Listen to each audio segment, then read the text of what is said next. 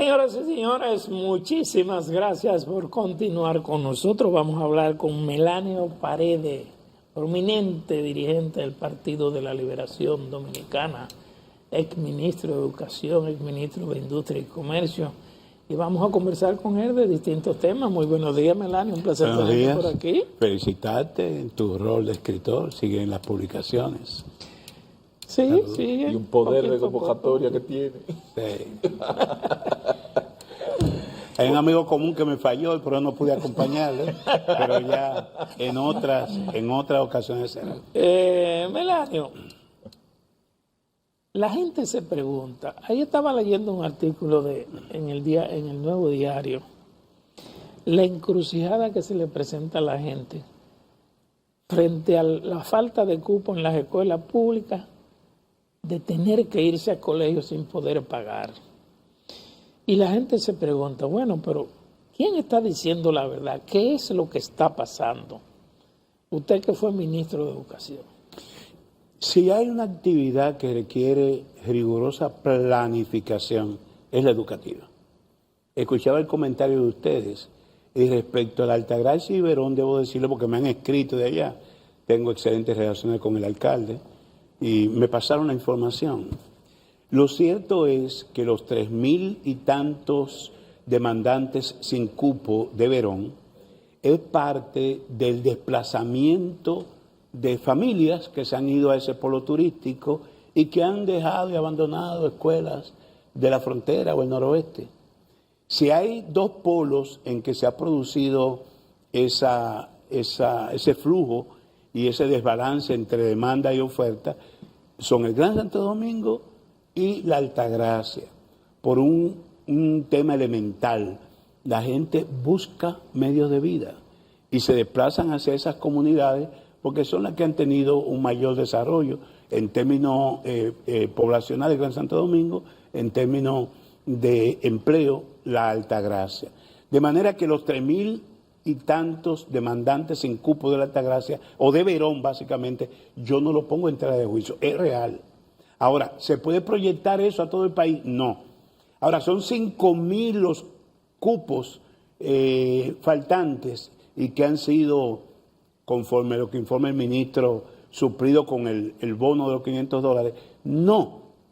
La información que disponemos nosotros del último año, la inscripción del último año prepandemia, 19-20, y la que tenemos del último año ejecutado, no este, sino el 22-23, finales de 23, es de que habían 71.000 alumnos menos en el 23 que en el 20, en el nivel primario, y 84.000 alumnos menos en este año 23, al finalizar el 23, que lo que había prepandemia.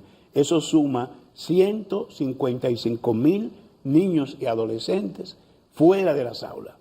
Ahora, ¿cómo? 155.000 estudiantes, el desbalance entre el año prepandemia y el último año ejecutado por este gobierno. Y eso debe ser de una gran preocupación para nosotros, porque sobre todo los 84.000 de nivel secundario son adolescentes y van a engrosar el ejército de los ninis. No obtienen empleo, no trabajan y tampoco están asistiendo a las escuelas. Y eso es una bomba de tiempo para este país. Por eso yo pienso que los famosos 5.000 cupos de que habla el ministro de Educación es una cortina de humo. La situación es más grave. Y peor aún, en este país no se ha hecho un levantamiento de lo que ocurrió con la pandemia. Una institución hizo un sondeo, más que un estudio pormenorizado, y decía que la pandemia alejó de las escuelas a cerca de 250.000 niños. Nunca se ha establecido la realidad de esa cifra, pero lo cierto, en función de data dura que disponemos, es de que más de 150.000 niños, por una razón u otra, no volvieron a las aulas o no han vuelto, no hemos recuperado la matrícula de ese año prepandemia. Y ese es un tema que tenemos que verlo con suma preocupación. Ahora,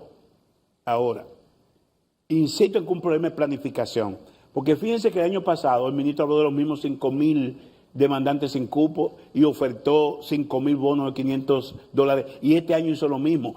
Un año entero fue incapaz el ministerio de hacer un levantamiento, establecer dónde faltaban aulas para esos 5,000 cupos, asumiendo que fueran solamente 5,000. Eso te dice a ti que no hay planificación, porque un año es tiempo más que suficiente para construir las aulas que se requieren para atender 5,000 alumnos que se quedaron fuera de las escuelas. Yo quiero entender lo que está pasando en educación. Se lo pregunto a usted porque usted es una persona autorizada, porque primero usted fue un hombre de aulas, ¿verdad? A usted nadie le puede hablar del tema de aula porque usted impartió docencia. Usted fue gremialista. Usted sabe cómo se maneja el tema de los gremios, pero usted fue ministro de Educación. Entonces yo pregunto, ¿por qué tenemos tantos años con un tema tan recurrente en educación y no vemos salida? Educación no tiene un departamento de estadísticas para levantar información, para trabajar en todo este proceso de saber cuántas aulas necesito, cuántos estudiantes van a ingresar promedio en los próximos 5 años, en los próximos 10 años. No tiene eso. Y peor aún, la tasa de natalidad en este país ha bajado de 2. La cantidad de alumnos en las escuelas públicas no varía en los últimos 15 años. O sea, 2 millones de alumnos, más unos 600, 700,000 en el sector privado. El Estado se ha manejado entre 1.8 y 2 millones de alumnos en las escuelas públicas. Entran 110, 115,000 alumnos en preprimario, que es el primer año obligatorio de la escolaridad de 13 años, y salen 110 a 120,000 bachilleres. O sea, es el mejor escenario para planificar. Ahora, ¿qué es lo que acontece en educación? Y no quiero seguir profundizando porque ya nos convocaron para el próximo 23 de este mes, y yo soy parte de ese consejo, al Consejo General del Pacto Educativo, a la luz del llamado que hizo el presidente en la apertura del año escolar. Creo que hay un pacto, hay un estudio que el CES que ha hecho una evaluación. Sí, y hay comisiones de seguimiento. También ha habido excesiva burocratización, pero en abril de 2014 se formó un pacto por la educación que no fue un antojo del presidente Medina. Exacto. Era uno de los 3 pactos que planteaba la Ley 112 de Estrategia Nacional de Desarrollo: el pacto fiscal, el pacto eléctrico y el pacto educativo. El primero que se consensuó y firmó, incluso con la firma del actual presidente, Luis Abinader, que asistió a Palacio como líder político en ese momento opositor. Ese pacto tiene un horizonte hasta el 2030, sigue vigente. Lo que se ha planteado es su relanzamiento, no un invento, porque el gobierno es muy creativo. Ahora hablan de un plan horizonte, 10 años, 2024, 2034, no.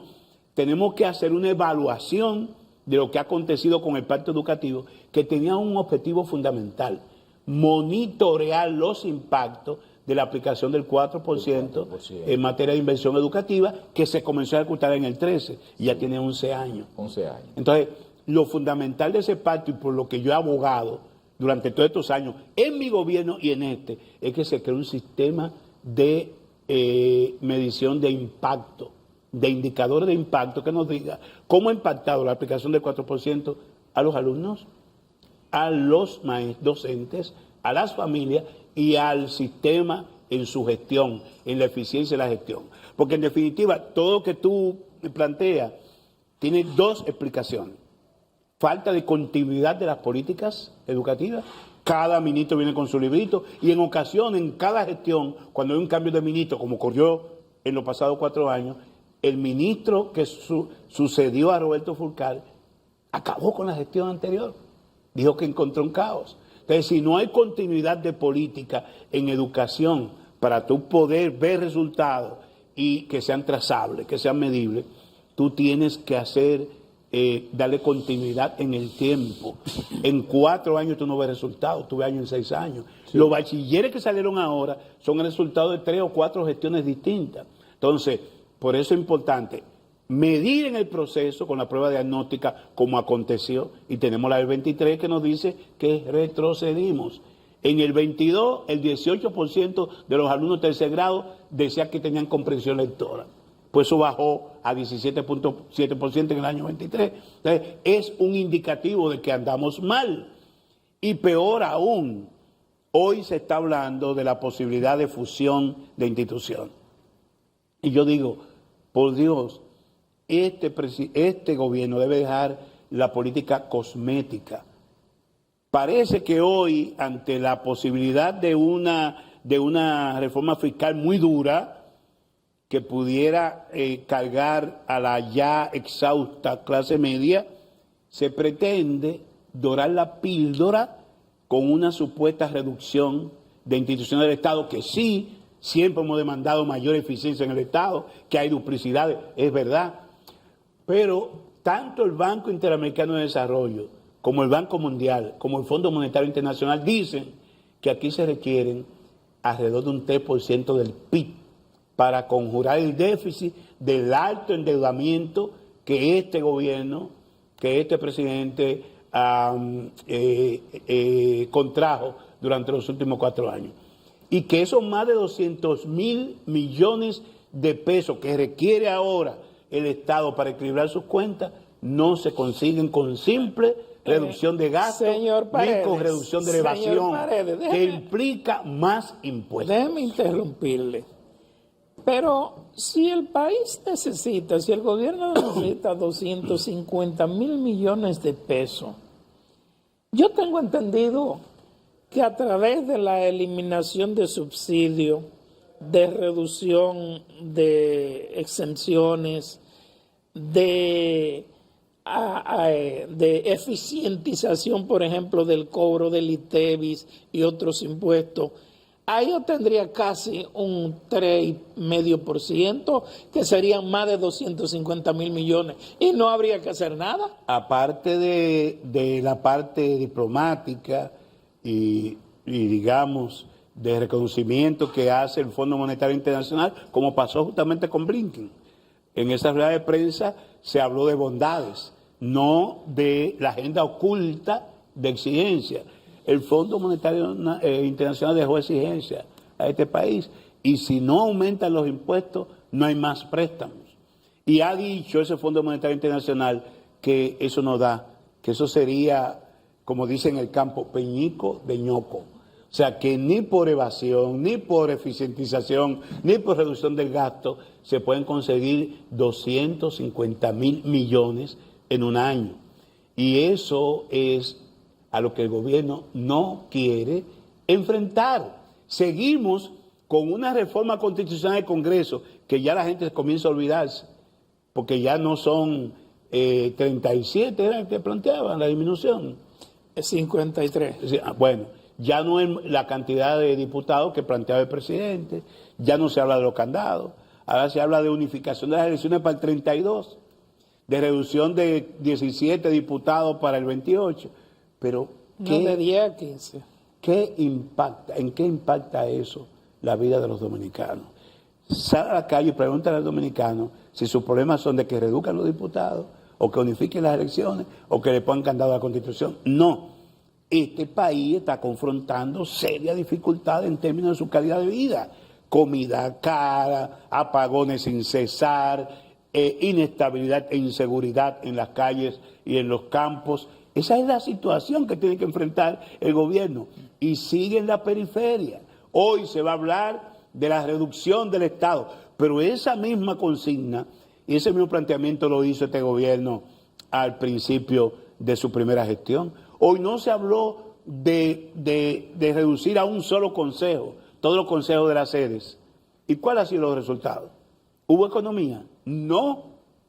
El déficit, el hoyo eléctrico se incrementó hasta el punto de que este año al final se van a requerir 1.500 millones de dólares, más de 100.000 millones de pesos para resolver un problema que ellos se plantearon resolverlo con la sola eliminación de los consejos de la sede y una dirección centralizada. No, siguen siendo cosméticos. Este es un gobierno de formulismos.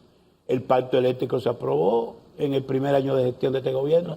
¿Cuáles de las recomendaciones del pacto eléctrico? Las recomendaciones duras, las que afectan, las que tienen un costo político, ¿cuáles se aplicaron? ¿Se elevó el número de usuarios del servicio eléctrico? No. ¿Se redujeron las pérdidas? No, se incrementaron las pérdidas de la sede. Melanio, usted es un hombre de Estado usted ha ocupado diferentes funciones y me imagino que el tema de la visita del secretario de Estado, de Anthony Blinken, en el PLD, yo creo que han sacado algún momentito dentro del Congreso para hablar de eso, ¿verdad? ¿Cuál es la posición del Partido de la Liberación Dominicana respecto a esa visita? Porque usted me habló de imposiciones. ¿Usted cree que Blinken dejó alguna receta, algunas acciones para manejar la situación? Juan Bosch hablaba de cosas que se ven y cosas que no se ven. La rueda de prensa, reconocimiento que esta es la economía más fuerte del Caribe, de la región, la séptima en América Latina, de los esfuerzos por mejorar los intercambios, todo eso es cosmético. Lo que realmente vino a buscar al país el secretario de Estado Blinken y que se trató en la reunión privada con el presidente Abinader, la conoceremos en los hechos, la conoceremos en las próximas semanas. En esto, además de citar a vos con el hecho de que en política hay cosas que se ven y cosas que no se ven, y generalmente las que no se ven son más importantes que las que se ven, yo tomo y cito a una persona más cercana al gobierno, a Hipólito Mejía, que dice: no me hagan caso, no hagan caso a lo que yo digo, hagan caso a lo que yo hago. Entonces, habría que esperar. Y él tiene razón. Habría que esperar qué va a hacer el presidente Abinader en los próximos días respecto al delicado y complicado tema haitiano. El tema político es otro tema en el que usted está imbuido, está corriendo por la Secretaría, ¿verdad? No, yo no tengo aspiraciones, hay otras aspiraciones. Pero no, usted está imbuido en el tema de unas diferencias con Danilo Medina y la presidencia de esa organización. ¿En qué está ese proceso interno? Hoy justamente está convocando a un conversatorio a las 10 de la mañana en la Casa Nacional. Hoy inicia la discusión de la fase temática del Congreso. Hay unos 15 documentos que van desde la declaración de principios a propósito de política internacional. O sea, el partido nunca fue una organización anodina. Yo recuerdo que a propósito del conflicto árabe-israelí, Juan Bosch dictó conferencias a los pueblos árabes y eso, el contenido de esas conferencias se convirtieron en un material de estudio dentro del PLD. El PLD tiene que reencontrarse con esa vocación internacionalista de defensa de la soberanía de los estados, de no mirarse a un lado cuando cualquiera de nuestros pueblos hermanos se encuentra en una situación delicada. Y es parte de lo que yo entiendo debe constituir el reencuentro del PLD con sus principios primigenios. No hemos tenido posición sobre una serie de hechos en el plano internacional que esa agenda internacional de alguna manera pauta la agenda nacional, impacta, no está distante. La guerra de Ucrania está distante. No, este gobierno la ha tomado como pretexto para decir que la inflación se incrementó por el problema de la guerra de Ucrania, por el tema de los commodities. Entonces, la agenda internacional, la geopolítica, la pugnacidad que se ha incrementado de las diferentes potencias, hoy se anuncia que se va a instalar la embajada rusa en República Dominicana. Sí. Entonces, el Partido de Liberación Dominicana, que es un partido de principio, un partido que se fundó sobre esa base, no puede estar ausente de esa discusión. Entonces yo espero que nosotros podamos, al tiempo de reorganizar la casa, que es lo que tiene que ocuparse el Congreso, también estemos presentes en los temas del debate nacional. Yo envié una comunicación que fue en el orden interno, aun cuando se filtró, demandando de que tuviéramos posición sobre la pretendida reforma constitucional, sobre la reforma de la seguridad social, sobre la reforma fiscal que viene y que se anuncia, porque en definitiva la única posibilidad que tiene el PLD de reconquistar la autoridad y el favor de una parte importante de la población que ha perdido en los últimos 8 años, estando al lado de las reivindicaciones más sentidas de la población dominicana. Mira, hay un asunto. Después que se construyó Punta Catalina, que genera el 30% junto con otra pequeña empresa del Estado de la energía eléctrica, el Estado dominicano no ha invertido un solo kilo de energía pública al sector gubernamental. Todo ha descansado en licitaciones para el sector privado, lo que implica que República Dominicana tiene ya un 70% de su energía que consume del sector privado, y si sigue así va a ir camino a un 100%. ¿Cuál es la opinión que tienen ustedes sobre ese asunto? Porque, por ejemplo, el gobierno de ustedes hizo Punta Catalina, pero esto no ha invertido ni siquiera en un kilo. Tú y yo, y muchos dominicanos con visión de la protección del planeta, hemos apostado por la transformación de la matriz energética, porque le aportemos energía no convencional, energía eólica, solar, hidráulica, etcétera, de biomasa. Ahora, lo que no podemos perder de vista es que en nuestro sistema eléctrico nacional, que ha vivido una situación de suma precariedad, prácticamente en el límite del equilibrio, que si aumenta la demanda y no hay producción, no hay oferta que pueda equilibrar esa demanda, entonces vienen los apagones. No, lo cierto es que tenemos que tener un sistema de energía de base, que es energía que se produce a través de los tradicionales combustibles fósiles, suficiente para entonces poder ir escalando en la modificación de la matriz energética. Este gobierno no dio un solo paso. Apenas se comenzó la licitación de las plantas de Manzanillo, y la información que tenemos es de que ha sido dificultoso conseguir el financiamiento para esas plantas, que se suponen que son a gas natural. Ahora, en el plano internacional, para tú conseguir financiamiento, tienes que ver en qué medida tú estás contribuyendo o no a la creación o al incremento del gas de invernadero, el tema de la reducción de carbono. Entonces, eso, innegablemente, que el gobierno ha fallado. A mí hace 2 años, en ocasión de la consulta que hizo el PLD, visitamos empresarios. El partido siempre ha utilizado esa estrategia, porque no todos los recursos, empresarios que dicen que en el PLD somos millonarios, se requieren de la búsqueda de estos recursos. Y un empresario me decía, mira, ustedes están hablando de carestía de vida, de inseguridad. Donde este gobierno va a hacer agua, o al final de su mandato, o al comienzo de la otra, es en el tema eléctrico, porque no se han planificado. No hay planificación para instalar un solo kilowatt de base de la energía eléctrica, y con una situación de crecimiento y de demanda creciente, porque siempre es creciente la demanda eléctrica, van a hacer agua, y no hay posibilidad alguna de que en los próximos 2 años, es decir, hacia el año 26, podamos tener resuelto ese problema. Lo que le espera a este país en materia de producción energética, de los benditos apagones, la energía cara y mala, es realmente espeluznante.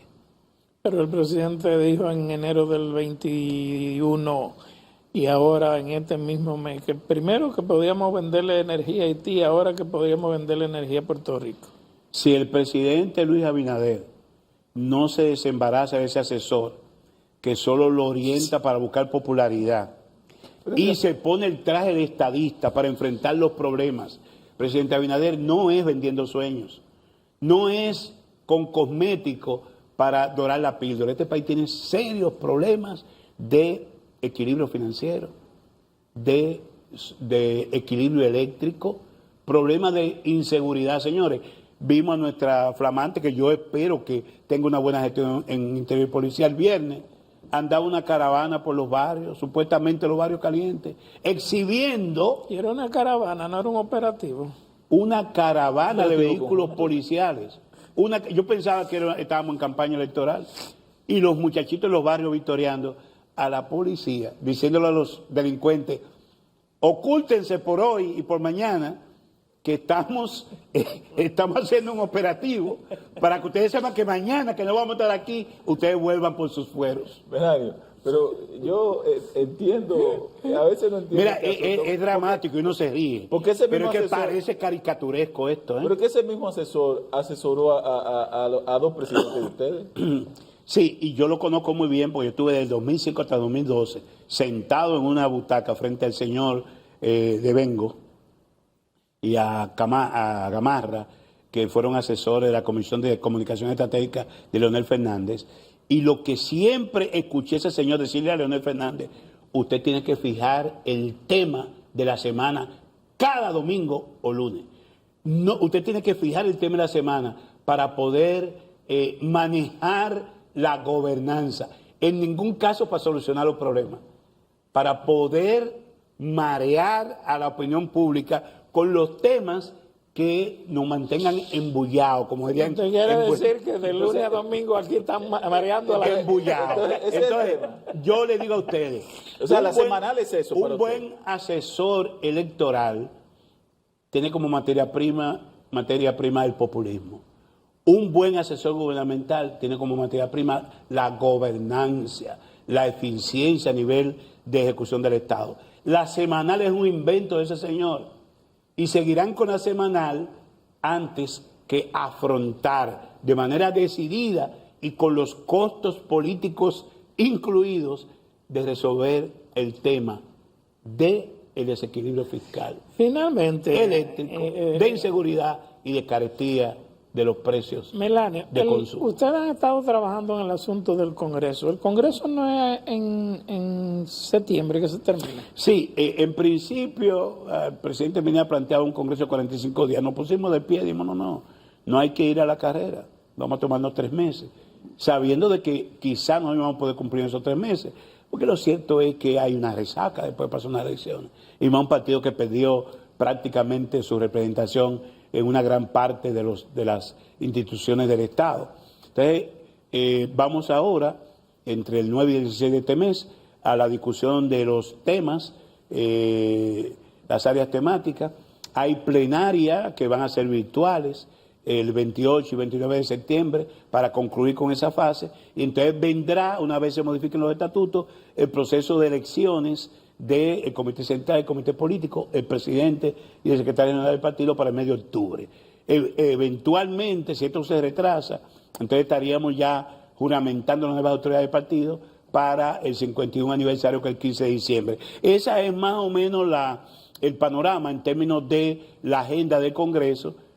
Semanas más, semanas menos, debíamos terminar toda esa fase a diciembre de este año. ¿Y la situación interna? Señor, ¿Ustedes cómo va? se nos acabó el tiempo ya. Ya resolvieron Ya, su problema. ya Danilo se- ya. No, tenemos que insistir en eso. El partido no puede crear más ruido. Ahí andan 2 planchas en las elecciones de ADP y eso hay que resolverlo. Advertir de eso. El PLD no se puede dar el lujo de crear más ruido. Hay que ser tolerante y hay que hacer la lectura correcta del momento presente. Bueno. Señor Melanio Paredes, prominente dirigente del Partido de la Liberación Dominicana, gracias a ustedes, señores. También nos vemos mañana.